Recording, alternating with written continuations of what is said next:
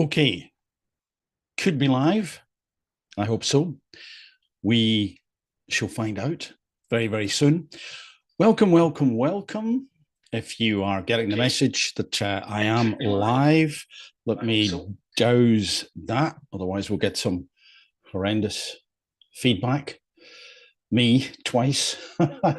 um, anyway, anyway, happy Easter if you celebrate Easter. Happy Easter Monday if you celebrate Easter, and of course for some people, quite a lot of people over the planet, um, some bad news, and it's important to recognise that. I think it is also important to consider us and how we're doing, and also during periods of, let's say, holidays, if I could call them that. And I appreciate that for some people it's a bank holiday. For other people, this is a time of religious significance, and so it is important to recognise that as well. What it can also mean amidst the chaos is that, just like, I suppose, the summer holidays, then there's for lots of folks a big getaway over Easter as well, and so the roads are crazy, or at least the amount of traffic and some of the drivers makes the roads crazy. People desperate to where they want to get to. And I guess the point I'm making is that it is, or can be, a very stressful time for a lot of people. And I'm just checking that we're all working and getting through okay here in terms of sound and vision. I hope so. We shall see. If not, let me know. Now, what I put as the title to this live is, well, it's essentially posing the question about our relationship with the natural world. And it does seem perhaps a slightly odd time of the year when people are either still on holiday, or perhaps returning to work today, or dreading getting back to work. But a lot of people during these holiday times, if I could call them that, and again recognizing that it is also a time of importance spiritually for a lot of people as well. So recognizing all of that, there's I think no doubt that a lot of people go on holiday, and I like to go on holiday. I think it's great to get away places. I think it's really good to find ourselves in a different location, and that might be up a mountain somewhere. It could be on a beach. It could be sightseeing in a city, and all of that, of course, means that we have to move. We use resources, etc. Now, I don't think that it is a good idea to essentially say, right, everyone should stay put. We shouldn't travel. We shouldn't go anywhere. We shouldn't meet other people who are in another country. I think that we should do all of that, because I think it's important not to do everything online. It's important to meet people in person. It's important to essentially find ourselves in a situation where we're live, as it were, where we are with people in person, IRL, as some people describe it, in real life. So, and part of that, the rationale behind that is that if we don't do that, then all we're getting is what we can see online. And I think it's useful to visit places and meet people, again, face to face if possible, because we get the full experience there, and it's not edited. It's not edited by a platform or a news agency. And also, we can probably have deeper conversations. Sometimes online it's difficult to say too many things, particularly on platforms, because it can be misconstrued by bots, etc. And also the way the meaning of things comes across when you are in person with someone can be quite markedly different than if it were a conversation online. The things can be lost in translation, to use that old phrase. Now, let me then loop back to what I was thinking about. So there's this idea about nature. One of the reasons I'm thinking about it is because at this time of year, a lot of people do, a lot of traveling, and we're told about, burning fossil fuels, etc. That isn't particularly what I wanted to talk about here. It just sparked the idea. It's just a concept. It's the way that things are structured right now for us in, well, the lives of many of us. And you may or may not have heard the term zoochosis. And zoochosis is one of those words which is kind of, it's not exactly made up, but it's used to describe the behaviors of animals in captivity. And if you consider some of the things that you may have seen online, TV, wherever, perhaps in real life, to use that acronym again, IRL, then it's been noted that when animals are in captivity, depending on the conditions, and also, of course, depending on the animal, the individual animal, they can become very, very, very distressed. Things like repetitive behaviors, which is kind of meant to be how, or is one of the primary descriptions of zoochosis. And have you moved the studio and the living room now? No, this is not a living room. Not a living room. Shaz, how are you doing? Good to see you. No, it is not a living room. It is a side room. It's not mine. I've borrowed this space for the moment because I knew you'd be missing me, Shaz. So I thought I'd better broadcast something soon. I'm actually trying out a couple of things. I'm seeing how this works, going live on YouTube at the same time as TikTok. It may not work at all. maybe the technology is beyond me, but that's what I'm trying out. So we shall see if the Wi-Fi can handle it, if I've set it up properly. Perhaps not. We'll find out. And that way I can maybe play around with how things look and how the tech works or not, because you'll be aware, you probably see me floundering a few times, Shaz, with the tech. You'll know that I can muck it up quite easily. So it's partly to test that out, and it's also because quite a few people, I always think about this. I've been thinking about this more and more. Can't get out, and they are a bit lonely, and they don't want to tune into what is fed to them online, and some things that are a little bit more different, a little bit more personal, can help. And if me being online helps people at any point in time, then I'm delighted to do that. A lot of the videos that I record and put out there are essentially to do with helping. Sometimes they're meant to be humorous, sometimes they're meant to be informative, and sometimes they're just perhaps a little bit silly for fun's sake, for the sake of fun. And I think all of that is important. It's important that as best we can, we connect to people. We connect as best we can individually. And once more, I was saying earlier that that's online. That's not quite the same as in person, but it can certainly help in many different ways. So what I was talking about was this idea that animals can become really distressed in captivity. You've probably seen it. You've probably heard about it. This sort of repetitive movements that some animals can do, like rocking, and some of them, I'll be careful with my language, injure themselves, which is just awful when you think about it on several levels. And some of them do other things.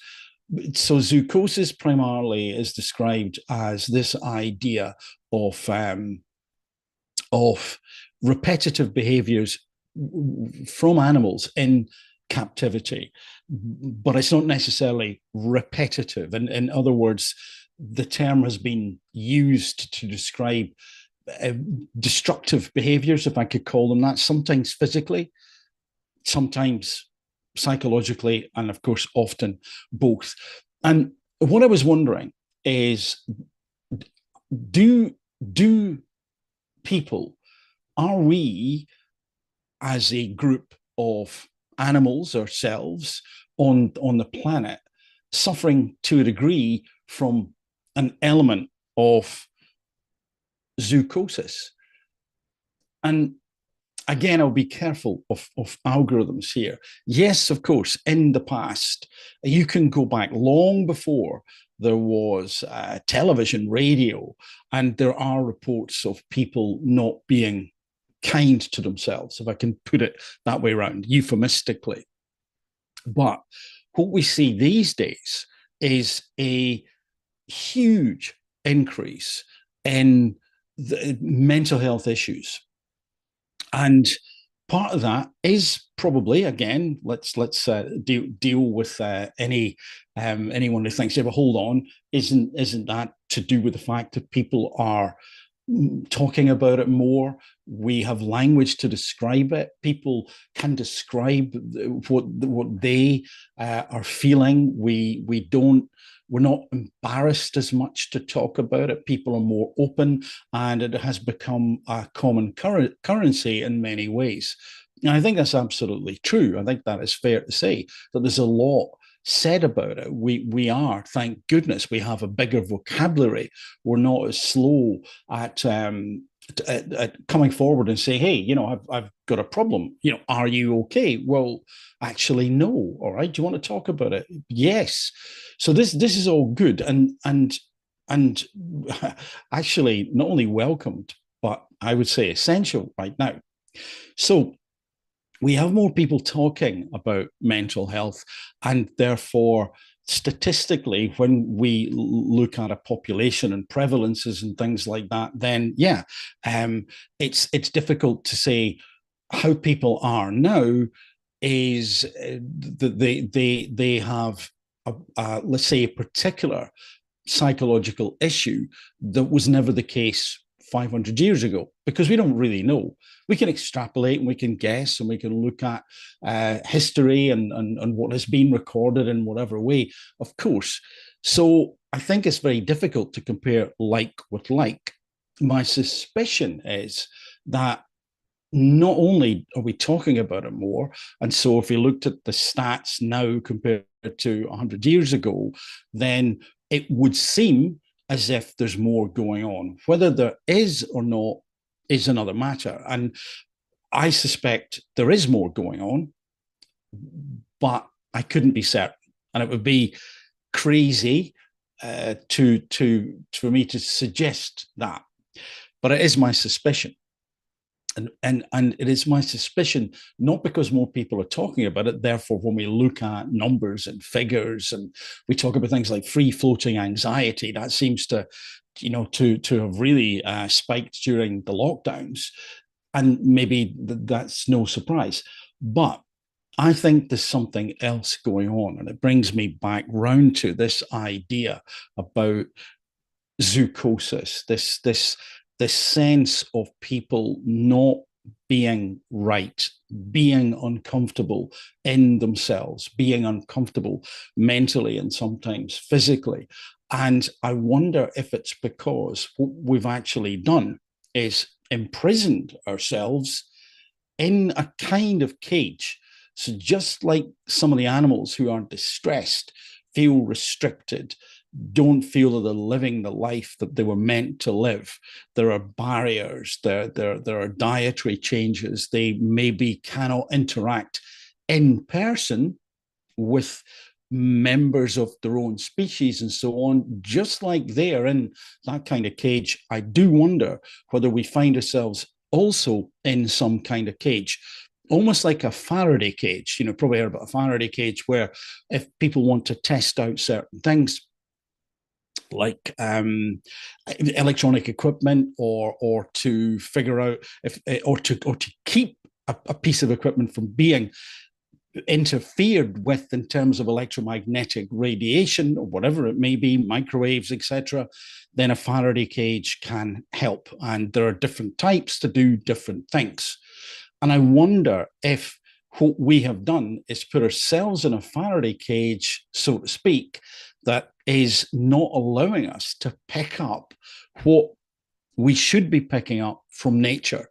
In other words, you've probably heard this before, that people, where humans are designed to be on the move, they're designed to move, they're designed to forage, to walk, to sit around the campfire and tell each other stories.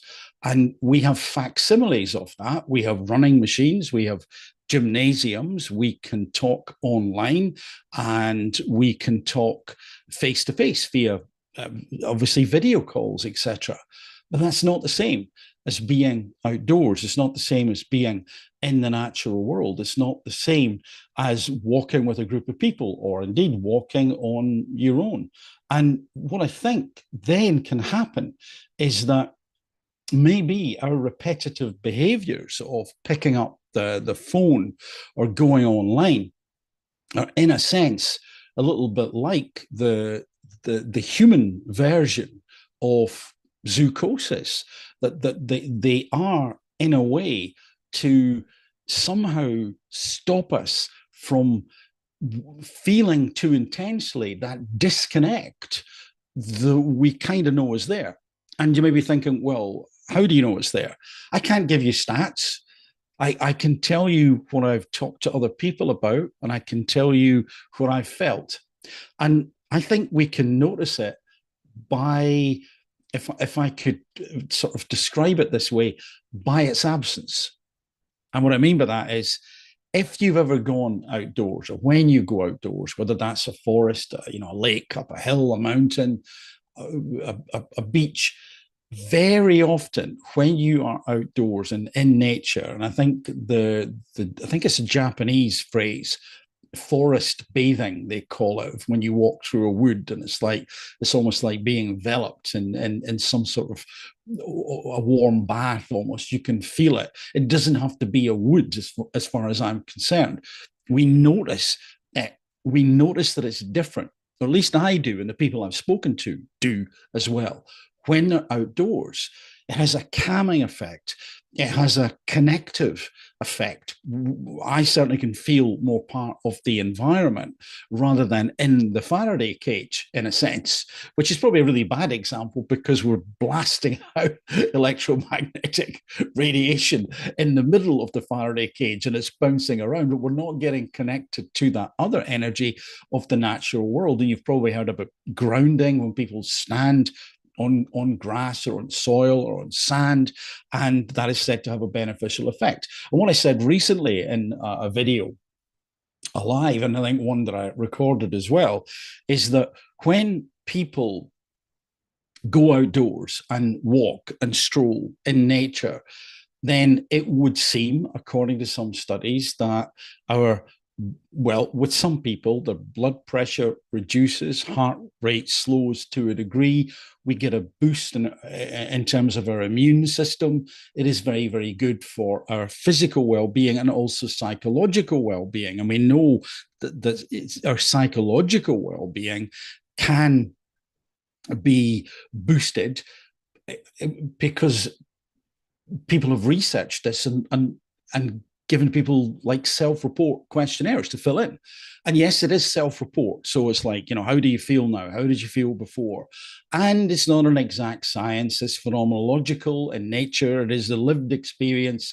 But for me, the lived experience is really important. It's important in a lot of research, and it's certainly important in psychological well-being, if I could give it that generic term. And so what that means is that we seem to have at least some evidence that when we're outdoors in nature, we get a boost physically and mentally.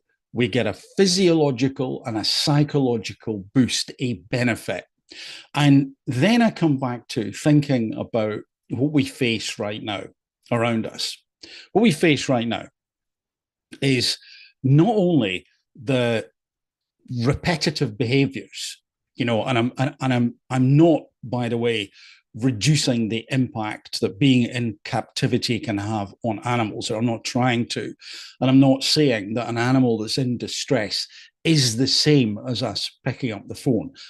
I don't think it is, and I think it's horrendous that some animals are in distress. So I'm only making a symbolic comparison. And the symbolism that I would use is literally the picking up of the phone. When we pick up the phone, the cell phone, the mobile phone, how many times have you done it without thinking about it?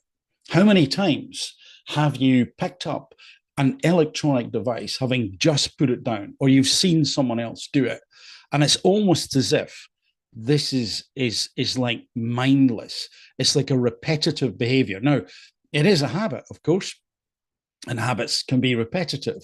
And we've got all sorts of things in there that you'll no doubt be aware of, like fear of missing out if it's social media, the hunt for dopamine, if it's the latest thing, give me the novelty. And also, as some media outlets know, that we're primed for survival to look for danger. So a lot of the headlines that we see and a lot of the clickbait is catastrophizing. It catastrophizes to get us to go, oh my gosh, what is that? And often, although unfortunately not always, but often it is just a story to grab our attention. So our attention is constantly being grabbed, and our attention spans, our ability to pay attention, has reduced markedly. Again, some studies will say 20%, 50% over the last 30, 40 years or so. And I don't think that's just because of social media. Far from it. I think it's that our lives are fast paced. You walk across a road in a busy town, and there's noise, and there's the beep of the crossing. The zebra crossing in certain parts of the UK, and very often that will beep, which is a good thing to have that beep. But you've got the noise of car horn, so it's like threat, threat, threat, danger, danger, danger. And then when we connect with people more and more, it is online. And I'll pause again to say that that is not necessarily a bad thing. That can give us a lot of benefit.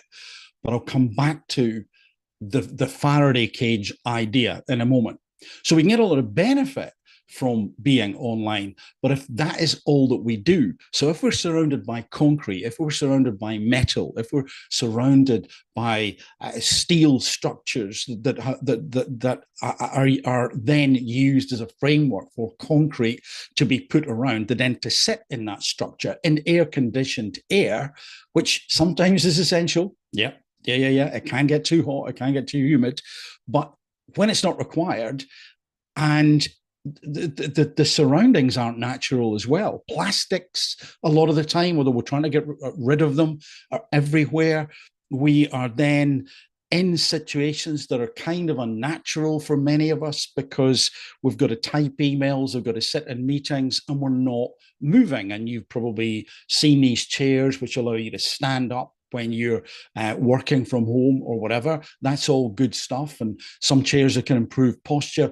And I think it's great that is being addressed. But is it the same as being outdoors? Is it the same as meeting someone in person? Is it the same as not having steel and concrete around us and air conditioning when the weather is okay? Because sometimes it can get way too hot, of course. Is it the same as walking on a beach or across grass, or being in a forest or up a hill? And of course, it might not surprise you to hear me say, I don't think it is the same. I don't think it is the same at all. I don't think it is remotely the same. I do not think that it is. Oh, hello, Nat. I just see you there. I didn't see any questions, which I hope I'm not missing any. Thank you very much for the likes, Nat. It's very kind of you to join. I'm trying this on YouTube at the same time. I'm just seeing if the tech can cope with it. um, or actually not as much if the tech can cope with it. If the Luddite in me doesn't magically cause things to go awry as I go along. I think I've set it up, and it's quite interesting to see how or it will be interesting to see how the Wi-Fi copes with it or not, as the case may be. So hello, welcome. Um, so yeah, no surprise for me then or probably no surprise to you to hear me say that I think it is chalk and cheese. So the way that we have structured our lives is, and actually a lot of society is kind of odd. Now, let me put a couple of sort of caveats in there. Is it important to have safe structures? Yes, it is.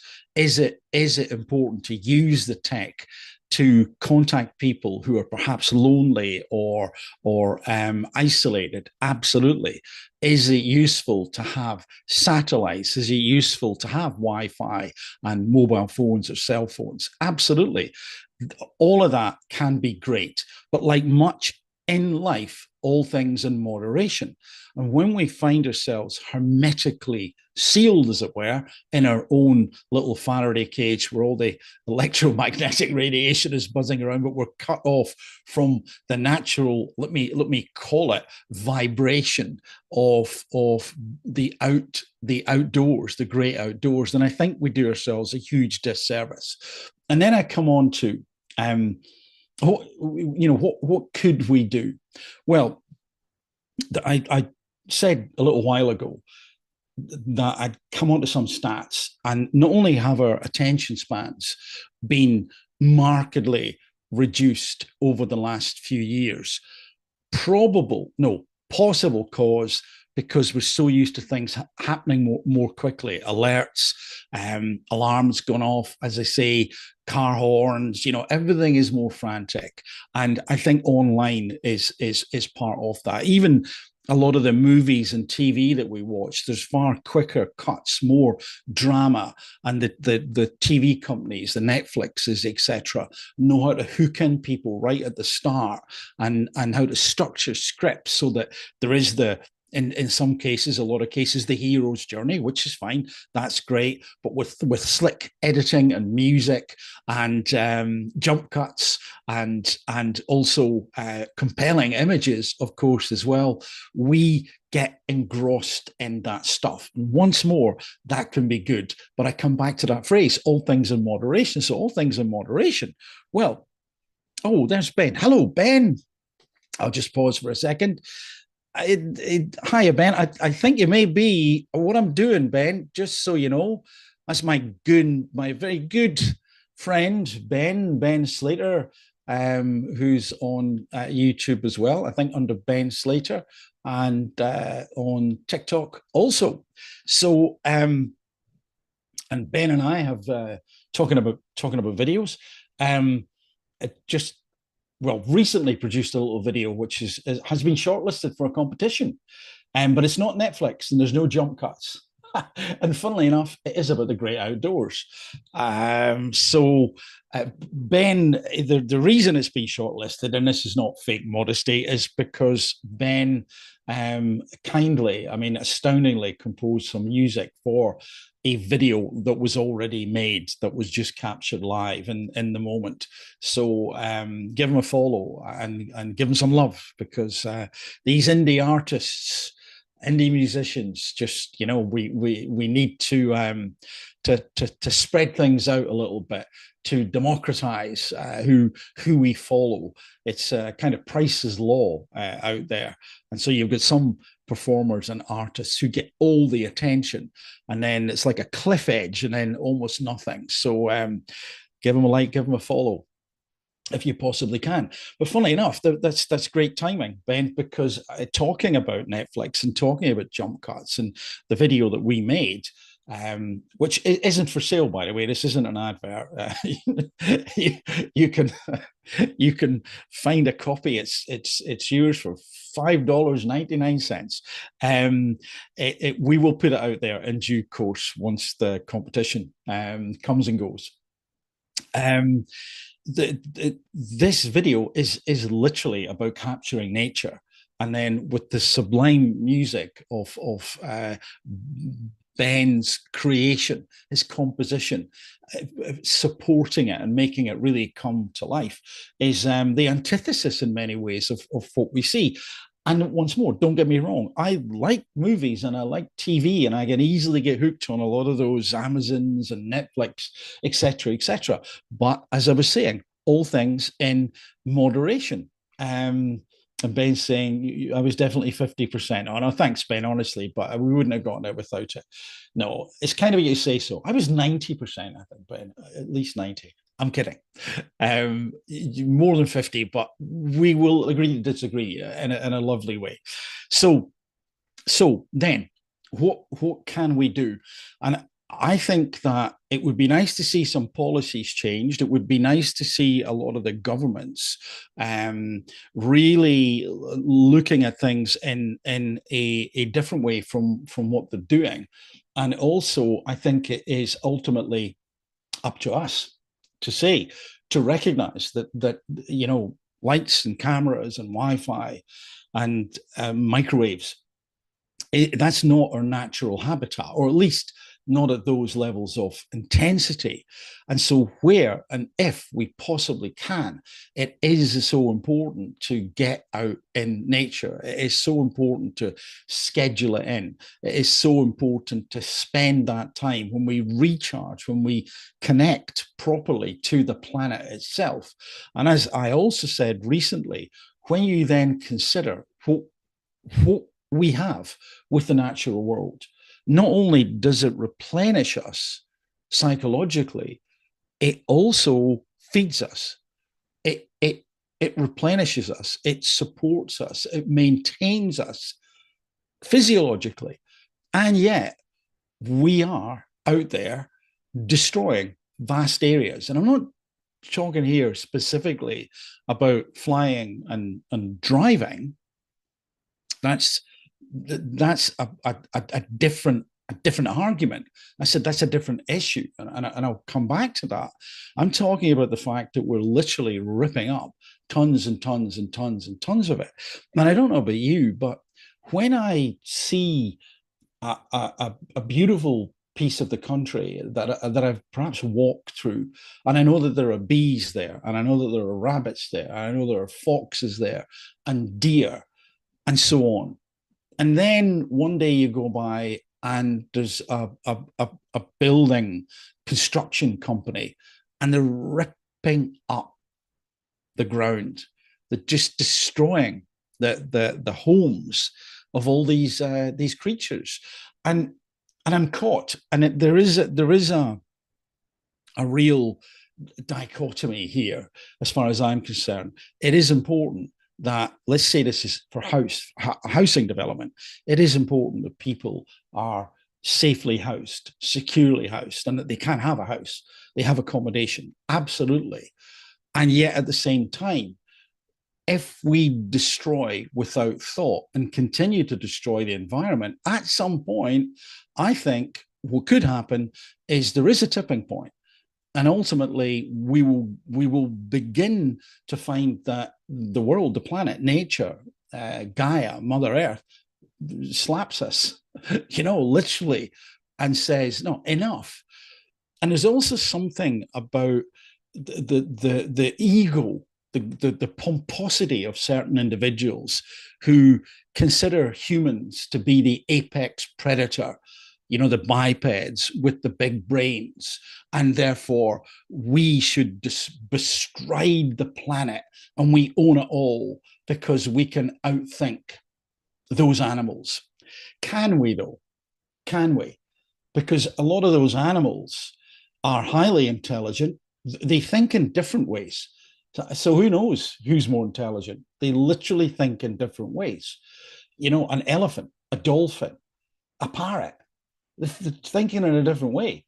And if you look at, and I appreciate that nature can be quite, let's say, vicious, if I could call it that, but generally for survival. Whereas humans seem to have the capacity whether it's because of ego, hubris, capriciousness at times as well, just because somebody cruelty, we can, so let's just do this. That these apex predators, not only are they, to use a phrase I've used before, sawing the branch at the top of the tree that they're sitting on, not only that, so that's clever, isn't it? Destroying the very environment that replenishes us physically and psychologically. So we destroy that, and at the same time, and I won't get into any specifics here because again, algorithms, etc. I'm not here to make any one point or another, but we seem to find it difficult to be able to live in peace and harmony, not only with the natural world, but with ourselves. So the so-called apex predators are making, in my opinion, a right ass of it. I mean, it is pathetic. It's nothing for anyone to think, oh, wow, look at us. Now, does that mean to say that we haven't made great advances in terms of technology and medicine and can save a lot of people who wouldn't have been saved a long time ago? Absolutely not. That's the good stuff. That's the laudable stuff. That's the human stuff. There's a humanistic element to that, which we should be proud of. There's a pro-social element to it. There's an empathic element to it. And maybe that's the word I'm getting to. Maybe that's what I'm beginning to focus in on. What we have is in our world, for all of us, the ability to be empathic with the world, with nature and each other, or to become capricious, vexatious, egomaniacal, and just say, it's all about me. It's about what I can do this week. It's about what I can consume this week. So to heck with it. I'll just use it if it's there, and I'll let someone else deal with it. And I think that's a big issue. Now, I know a lot of these areas are complicated and complex, but I promised that I'd come back to it. Again, I'm not saying I have the answers, but I can point out certain fallacies that I think are there. First of all, as we look at our tech, and I know this is not always popular with everyone, but I have a problem with these battery powered cars. If you're old enough, or maybe it's still around, perhaps it is, I don't know. Scalextric cars. Remember those little things you press the button and they zoom around the track and they just go whiz, like right away, just like a Tesla, for example. And whilst the technology is impressive in of itself, the fact that there's a battery which uses precious resource from the planet and destroys a huge amount of the world or parts of the countryside, parts of nature, and will run out, that's kind of dumb. Oh, what? Oh, really? You're saying that the Tesla tech is dumb? I'm saying that technologically it's smart, but yes, in terms of why we went down that route, I think is a little bit dumb. So, what's the alternative? And again, I know some people might think, well, hold on a second, hold on. That's the best they could do, and we don't have anything else. There, hold that thought for a second while I read. Yeah, Ben. Oh, thanks, Ben. Yes, agriculture, says Ben. And solar panels and horrible housing estates. Absolutely. We have a choice. Harmony is my choice. Thank you, Ben. Some can be very short-sighted with their decisions. And I think thanks, Ben. I think that's a lot to do with that. I think it is short-sighted. I think it is people saying, not all the time. And I appreciate some people are in desperate situations and we need to help them. But other people, it's just, yeah, greed. I'll do that. And I'll basically, the equivalent of take the rubbish and throw it on the pavement. Someone else will deal with it because I've had my fix of whatever it was. I have had my enjoyment. I have consumed whatever that may be. And then when I think about those battery powered cars, the answer, I think, and some people say it is impossible, but what does that mean these days? Um, is something like hydrogen. If we could find a way to produce clean hydrogen, green hydrogen, or blue, I think it might be called, and the byproduct in an engine would be water, then surely that's where, I mean, look at all the billions upon trillions that are plowed into certain things that are going on these days, and also have been plowed into the likes of Tesla. But I don't mean to have a go at them specifically, because they're not the only companies doing things like that. And wars, a gigantic amount of money. And I know some people can say, well, hold on, but a lot of people have looked at hydrogen, and it looks like it can't be done in a green way. Well, I would say it looked like a rocket couldn't land vertically for I don't know how many decades, ever since the space race began. It was like, oh, well, that would be difficult. And put it in chopsticks, which, by the way, Elon, look rubbish. That's not Thunderbirds did it better, but technologically, again, impressive. So this rocket can land vertically. We're punching a hole in the ozone layer every time these rockets go up, but and I'll come back to that as well shortly. My thoughts on Elon's mission to Mars. And so is it out with the wit of mankind, humankind, to find a way to have a fuel source that doesn't pollute, but people could still run around in vehicles, and that wasn't a battery, which is not good for the environment. So I question it. I do wonder, and somebody somewhere who may be listening to this and watching it on a replay may also say, yeah, haven't there been people who made cars run on water? There have. There have been, um, but they've all passed away for whatever reason, old age probably. So isn't that interesting? Because again, follow the money. Where there's money, then as often as not always, we'll find greed, we'll find short-term thinking. And so then, well, hold on a second. Some can be very short-sighted. Thank you, Ben. Battery-powered cars are arguably some of the most polluting of all recent developments. Thank you. Yes, I have heard that. I have heard that. I really mean government in general. Education has to be redesigned to create a harmonious world. Yeah, and that is a very, very, very big, important point that you make there, Ben, because I look around and I know it's to do with profit and economies of scale. At least that's what we're told. But at the same time, could it not be that when we're building these houses that we have to build, that somehow, and we know they exist because some people have built them, but could it not be that we build them in a way which is in harmony with nature? Could it not be that we find a tech that allows us to roam around if we want to in a self-directed way, like in a car, that the byproduct of which is not polluting, and also to create it isn't destroying the natural world? I just cannot believe that we can't do that. I think we probably could do it with effort and energy.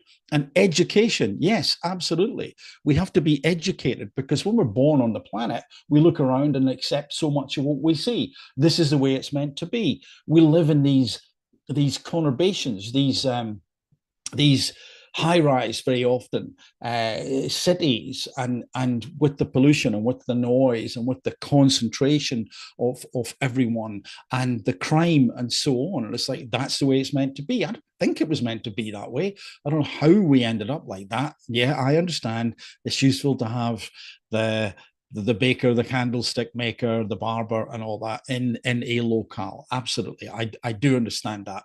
That would be a village, and I think they were about the right size. And then to get from village to village, because now we have the internet, so we can and phones, we could ride a horse, and I know that that's also contentious. Is it a good thing to have horses or a bad thing? They're beautiful creatures, and some people will swear by not only the connection they have to a horse, but also they will swear by the horse being connected to them, and a love between the horse and the human. I've never had a horse, so I can't say, but I certainly know that they're beautiful creatures. But here's another thought, that if we look at our motorways or freeways or autobahns, then consider the following. Imagine that we had highways for bikes. Imagine that we actually had proper cycle lanes, not these little things that sit at the side that are dangerous. Some of them aren't, but a lot of them are. And little areas that we literally said cycle.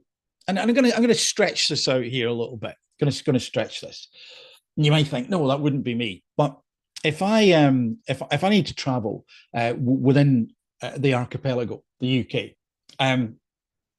then I will often take public transport, but sometimes I'll drive. And whilst it would take me longer, I think it would be really interesting to travel across the country by bike. But I'm a bit of a wimp. I don't want to particularly carry a tent with me, and I don't really want to particularly have the extra weight and etc. So why don't we have, like they used to have the coaching houses, that we have these points that are hotels with very ecologically friendly materials, and you pitch up, maybe get your bike repaired, and you sleep there, and it takes you 5 days to complete your journey. But during that 5 days, you can have access to the internet. You can stop, you can chat. Would be fitter, would be connected to nature. We could do it in groups. Now, not everyone would want that, but I think an awful lot of people would. If I knew somewhere around about where I am just now that I could go and cycle 25 miles out to go and get something and 25 miles back, I probably would. I'd cycle more. One of the issues that I have here, and certainly other places that I visit, is it's so darned dangerous. So why did we? This is what I mean. When we're born on the planet, and we think this is the way it's meant to be. This is how it should look. It should look like this, with all these cars whizzing about. I made a little video the other day there. I think it was on TikTok. I posted it, and I paused at the side of a road. I paused to get a cup of coffee, and all the cars were whizzing by, and I was in this little tranquil area, a little oasis of nature, and I just wanted to stay there. And I looked at the freeway, the highway, the motorway, and thought, this is crazy stuff. Look at the speed, look at the distance between these vehicles, and yet we've probably all done it. We go on, and yeah, you get into the flow of things and you do it, but it just looked like a sort of madhouse. And so how practical would highways for bikes be? How economic would it be? Would someone make money out of it? Well, somebody would somewhere, but probably a lot of companies and individuals would lose money. But the money goes somewhere, so maybe it would be a redistribution of wealth, a rethinking of it. So yeah, first of all, I would encourage all of us, and I'm talking to me here as well, to get outdoors as much as possible, and do not sit with the comforts and think I'm doing myself some good, and I'll do that tomorrow by doing all this stuff that's inside and maybe quite stressful. So adrenaline kicks in, cortisol, and we do not get the natural de-stressor of going outdoors. And I know that that is not always possible for everyone, but it is possible for me. And that's part of my motivation to say to myself, some people can't do that. They can't do it. They're not able to do it for various reasons. So you need to take advantage of the fact that you actually can and give yourself that boost. So that we do that, we literally find ourselves going outdoors more. And what I was going to say, and I'll come back to it, then I'm going to read some comments from Ben in a moment. Apologies, Ben. I'll get round to in just a sec.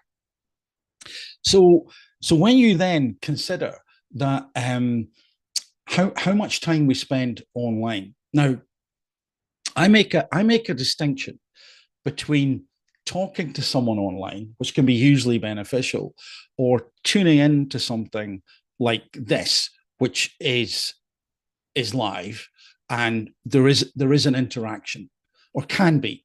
And again, there's some comments here which I'll come on to. I don't think I've missed any here, as far as I'm aware. Oh yeah, I have.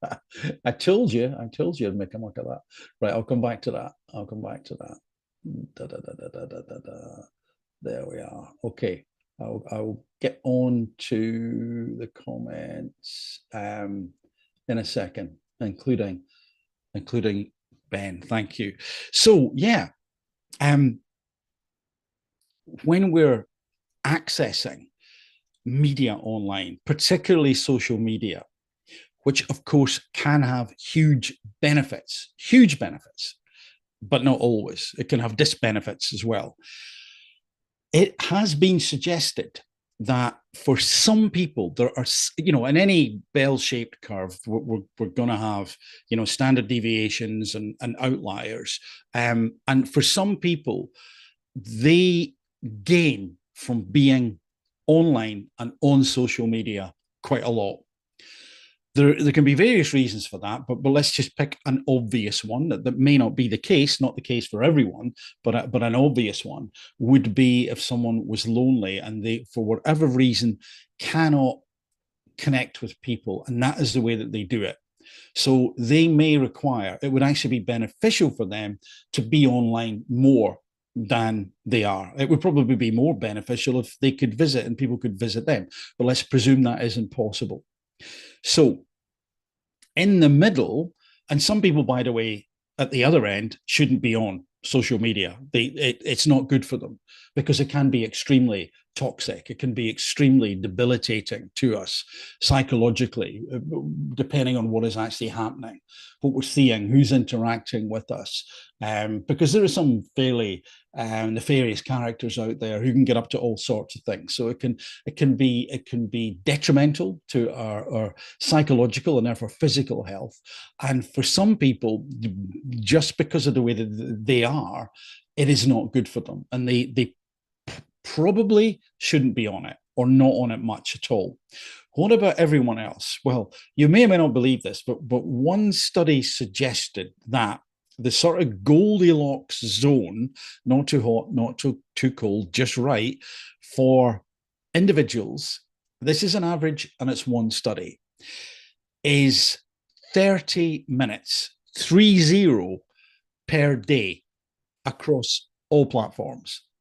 So if you're on Facebook and TikTok and Instagram, 30 minutes is all you've got. I don't know if they counted YouTube in terms of that. I don't know. I don't think they did in that study, if memory serves. But 30 minutes per day, that's it.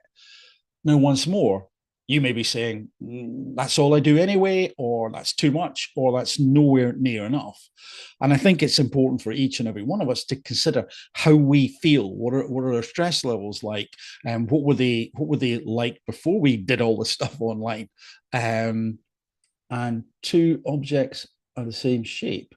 What does that mean? Oh, the same shape. Well, hold on. that one, and that one. Okay. Don't know why it asked me to do that. Maybe because I've talked. Maybe because I've talked for that long. I had to on the TikTok feed to confirm that I could spot which two objects were the same shape. Thank goodness I got that right. That would have been embarrassing. So I don't know why that was. Could have been the length of time. Don't know how long I've been on. Could have been that maybe the bots are going, I can't even listen to this guy anymore. He's so boring. Try and get him to go. I will go in a minute or two. I promise. And if you have been listening and watching thus far, thank you very much. So I think it is up to each and every one of us, because we're all different, we're all unique, to get a feeling of when we're getting too frazzled, too emotionally activated by being online, and to balance it where and if at all possible with getting outdoors in the natural world. So yeah, so Ben, go back to Ben. So I'm reading from comments on YouTube. Horrible housing estates, a gigantic impact. Said, got that one absolutely. Ben's choice is living in harmony. Some can be very short-sighted with their decisions. They definitely can. Battery power, we got that. I really mean government in general. Yep. And so Ben's saying, and this is the one I missed, I think, house design can really take a leap into a far more sustainable and efficient era if they put half of the money they waste on the space race. We'd already be there. Absolutely, Ben. Absolutely. And you've reminded me, I did say I'd come back to that as we begin to think about wrapping up.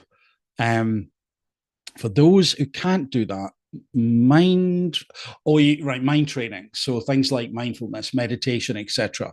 That's a really good point, Ben. That is great. So thank you so much for mentioning that, because there are, of course, people who cannot get outdoors, and apparently looking at videos of nature, looking at photographs of nature, or of course through a window, can be really beneficial, extremely. And if you consider how a lot of buildings are utilitarian, and there's nothing like that, it's drab colors and concrete and steel, as I've said, what a difference it makes to see representations of nature. So that is so important, and meditating and doing things to be mindful and to take care of ourselves. And I think Nat said earlier, that it's so true about the money. Yeah, absolutely. And thank you, Nat. And 28 new messages.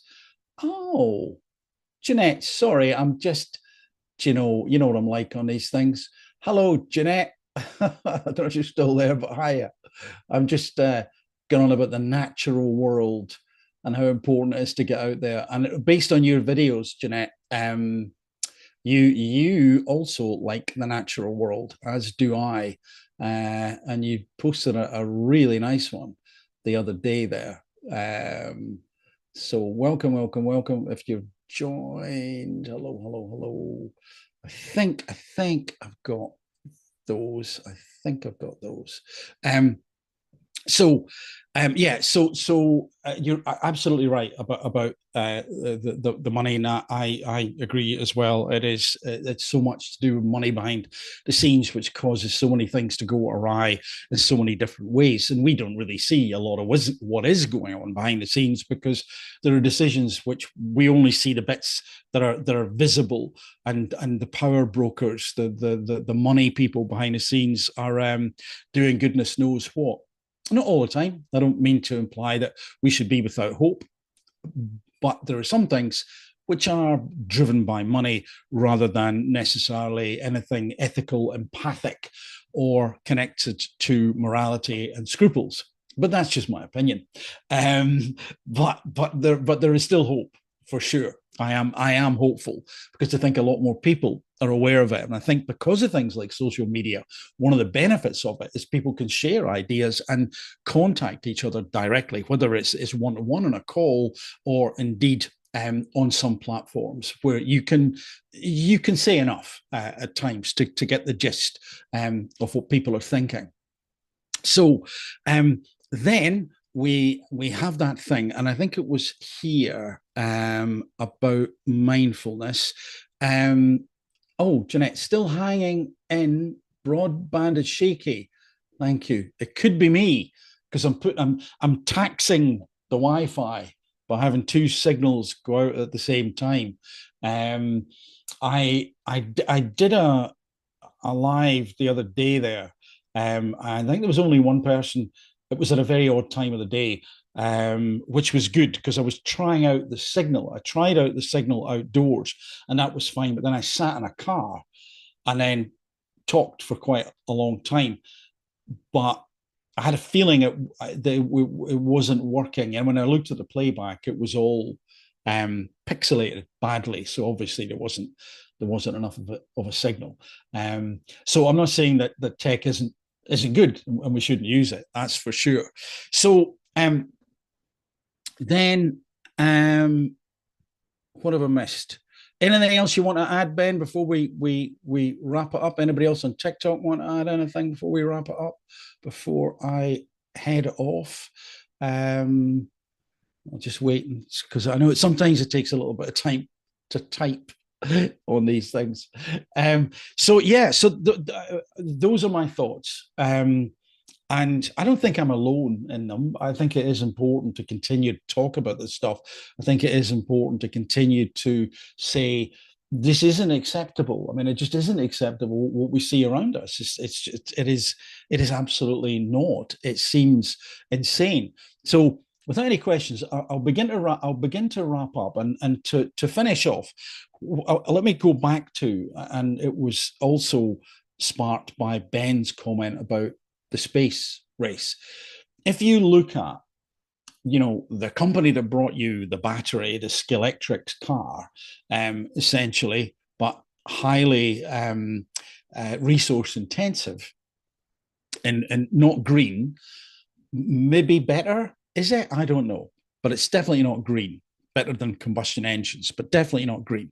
So the same person, Elon, who I haven't met, I know a couple of people who've met him. So I've nothing bad or good to say one way or t'other. It's not an ad hominem attack. I'm not into that. But what I would say is I question his philosophy, or I question the timing of his philosophy, because Elon thinks that what we need to do is to get to Mars, and we need and the human race needs to spread out over the planet, the planet, but also the galaxy and other solar systems. So it needs to spread out as far and as wide as possible. And so you go, okay, that's fine, but why the rush, Elon? What do you know that we don't? And or why aren't the resources focused more here? And I know one of the counter arguments to that as well, but if you go into space, we Velcro, we got Velcro and a lot of different tech that what is it, Teflon, and yeah, absolutely. So it's not that we shouldn't go into space. That's not what I'm saying. It's not that we shouldn't explore, but this idea of colonizing Mars, which I don't think for the first colonizers will be remotely a picnic. It sounds like it could be pretty grim, to say the least, but fair enough.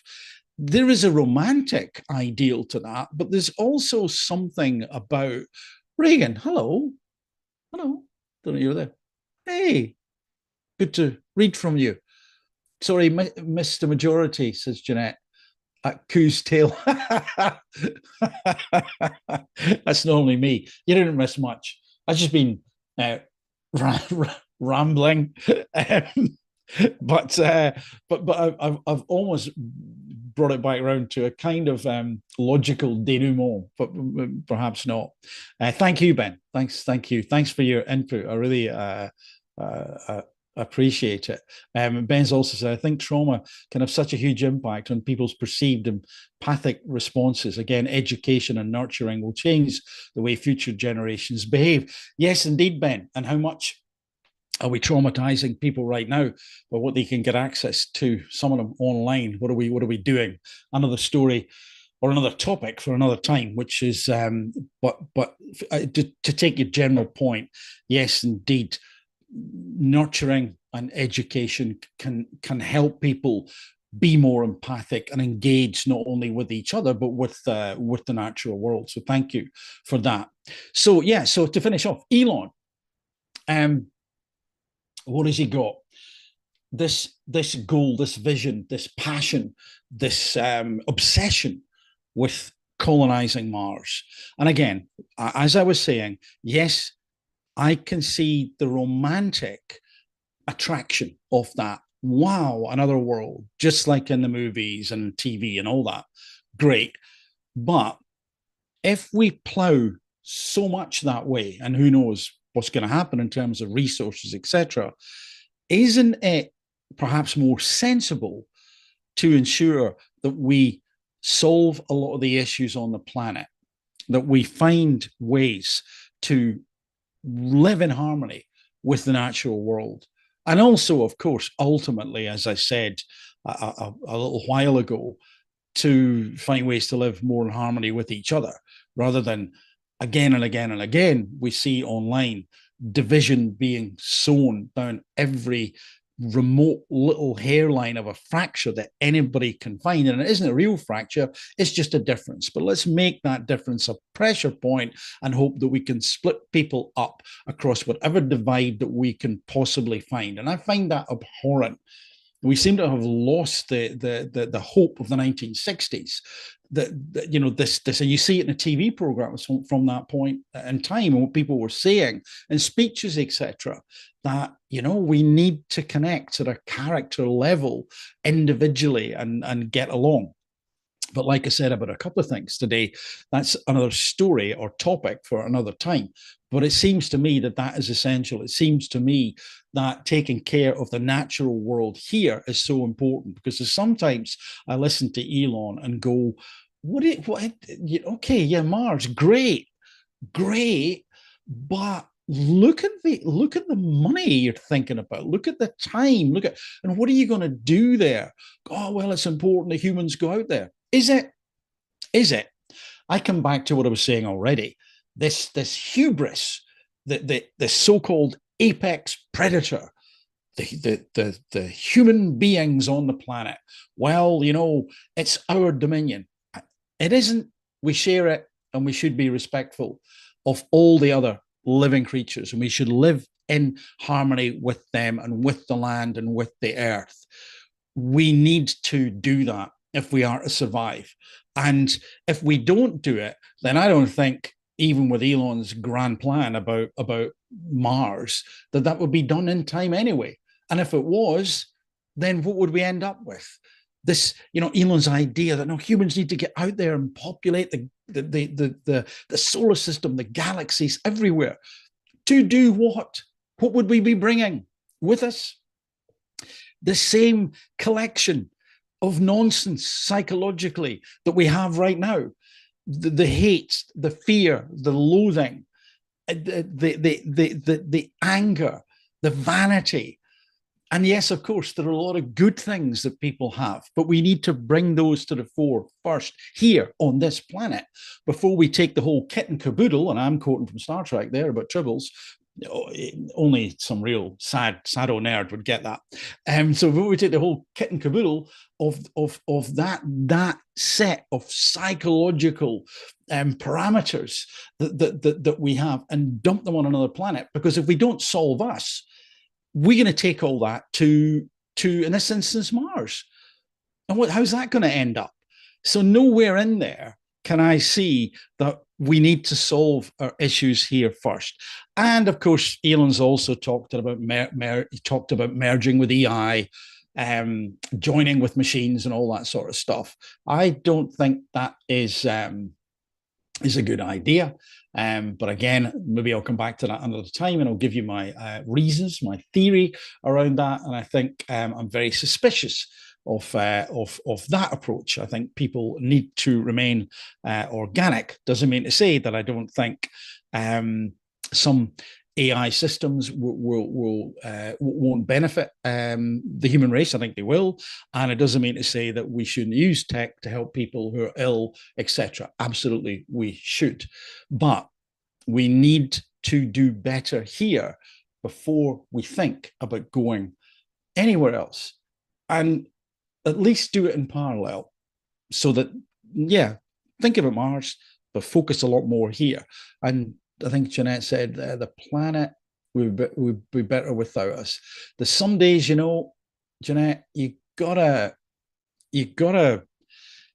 wonder about that. That's why I just think it's so, it's so odd, the way that, and Elon Musk isn't the only one, but certainly he's the one that springs to mind. This whole obsession with Mars, great, but what a mess we have here. So, and Reagan says, absolutely, we all need to stop fighting against each other and start working with each other. I mean, don't we just?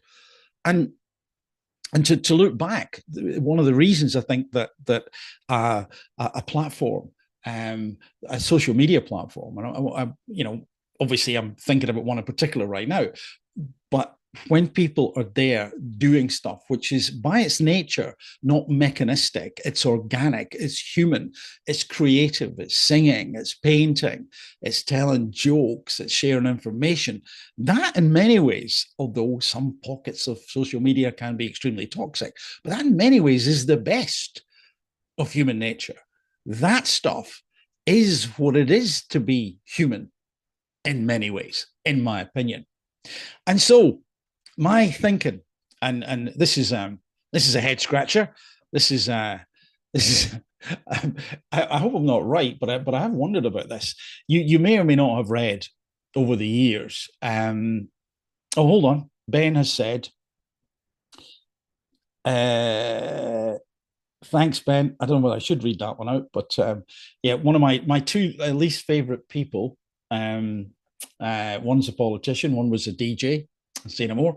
A top politician in the UK, put it that way around. And then Ben says, personally, that's why I choose to live and eat as a vegan. I've been vegan for 10 plus years due to a serious health scare years ago, type 1 diabetes related, and I've never been healthier. Good for you, man. And I knew that. And I am, what's the word? In awe of that. And I think it's such a, and you look healthy as well. And it's obviously good for creativity. And I understand that not everyone is ready to go vegan, but that's my experience, and it's a very positive one. My health and general well-being was vastly restored. I'm not vegan. I think you call it flexitarian, almost vegetarian, and I mean pretty much almost. So I will explore that whole vegan area going forward. It isn't always for everyone, depending on their physiology, but I think it's something that we should all look at, consider, and give it a go. And Jeanette says, agreed. Yeah, I think that's with not fighting each other. Yeah. So to finish off, Mars, you may or may not have read that it looks like the planet, according to some of the instrumentation that we've applied to it, it's been scorched. It's obviously lost its atmosphere pretty much, and Mars has been scorched. And I remember reading somewhere that it looks like, or is similar to, the scorching you might get with a sort of thermonuclear weapon. And maybe that's been countered since then, but I couldn't help but wonder when I read that. It gave me this sort of strange feeling, this insight. And I thought, wow, what if the prototype humans, whoever they were, what if they actually started off on Mars? That's where they were, Mars. And then they screwed it up. They didn't solve the problems. The backpack with all these hates and jealousies and anger and all that, they didn't solve that. They didn't become more pro-social and empathic. They just couldn't make that leap, and they destroyed themselves and that planet. But what if there was somebody on that planet who said, look, this is we're not surviving as a society here. We're going to have to leave the planet. What about that big rock over there? There's no life as such on it, but we could terraform it. Let's call it Earth, and let's leave for Earth. And then, and then all the histories of the ancient civilizations and the Anunnaki and all that stuff. Those weren't other species. That was us. I'm not saying it was, but in my little thought exercise, suppose that was us, or at least we were part of those legends, and we actually came from Mars, and we screwed it up there.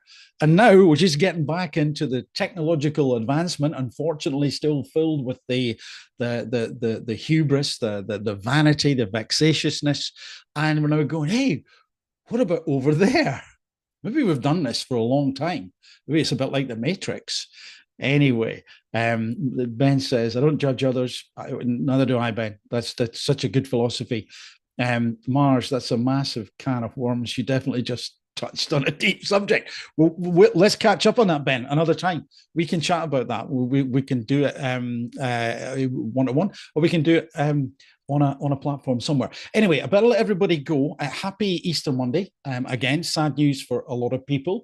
And I wish you well and the very best. And what I'm probably going to do is to switch off one of these first. And I don't know how to switch off YouTube. So I'll do the way I've got it set up. So I'll switch off YouTube in a second, but I'll say bye-bye to you guys. And I hope you have a good rest of the day and a good rest of the week. And thanks very much for tuning in. 12 new, there's a book film in there. Maybe we've landed here. Yeah, exactly. Yeah. Benji, myself. All right. Well, I didn't know that, Jeanette. There you go. You learn something new every day. So thank you, everyone. Thanks a lot for tuning in. I will just say bye-bye to TikTok, and we'll catch up soon. Bye for now. Bye-bye. And in terms of YouTube, you're still live. Some people are still there. And how do I switch this off? Because I think what I've got to do is do it this way. So you may see me flailing around pressing buttons. But I hope you found it interesting. I hope you enjoyed it. It was an interesting exercise for me, at least, to run this on two platforms. Simply because I know that quite a lot of people over these holidays, it's just nice to be able to connect with them. They might not be able to connect. Maybe they can't get outdoors as much as they would like to. So we're talking about nature and emphasizing that, etc. And hopefully it provided some, at least if nothing else, a bit of a diversion. And it's lovely to connect with people and to get those messages coming in. So thank you very much. So like I've said, some flailing around perhaps as I try and master the technology of switching off. Thank you, Ben, and thanks a lot for your input. Really appreciated it. Okay, let's see if I can do this. Don't know how, because I'm broadcasting through Zoom again. So when I can't find Zoom, so I'll press this button here and see what happens. Thank you.